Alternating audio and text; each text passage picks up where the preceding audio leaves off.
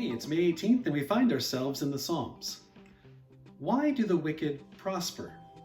It often seems like they have more power, more money, and more fun than those who follow God. But is that true? Now, if you've ever asked this question, you're actually in really good company. From Job to Jeremiah, many godly people have asked this. The reality is the wicked may thrive for a time, but God's justice ultimately prevails. And that is the focus of each of David's 6 Psalms today.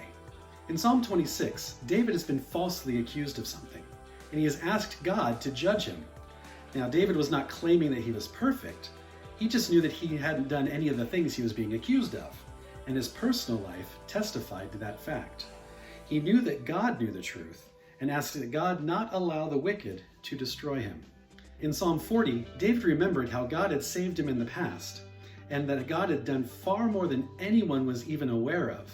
Meanwhile, David had told everyone he could about how God had delivered them, and how God's love and faithfulness got David through difficult times.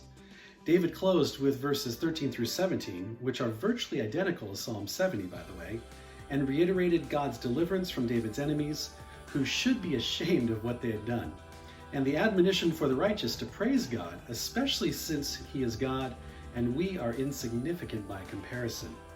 In Psalm 58, David condemned the actions of the wicked and asked that God would punish them. And David was certain that the world would see God's justice and see that God rewards the righteous. In Psalm 61, David cried out to God in his weakness. He remembered how God had protected him in the past and asked God to protect him once more. David would continue to obey and praise God in the midst of the trouble he was going through.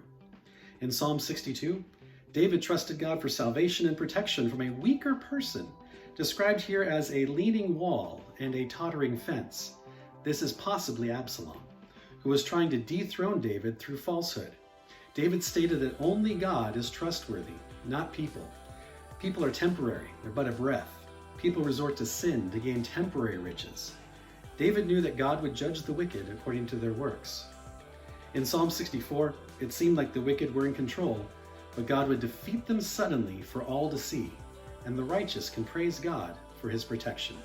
So what can we take away from today's Psalms? In each of these Psalms, David is being attacked by wicked people. And even though it seemed like the wicked were in control at the time, David knew that God would protect him and punish the wicked. David just needed to remain dependent on God, and no matter what others were doing, David would continue to praise God and tell everyone he could about what God had done.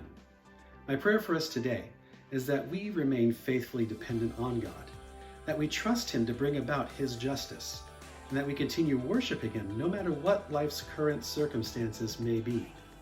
God's justice will prevail. If you haven't done so already, please download our Through the Bible reading plan at asperiacommunitychurch.org/throughthebible. Thanks for watching, and I hope to see you again soon.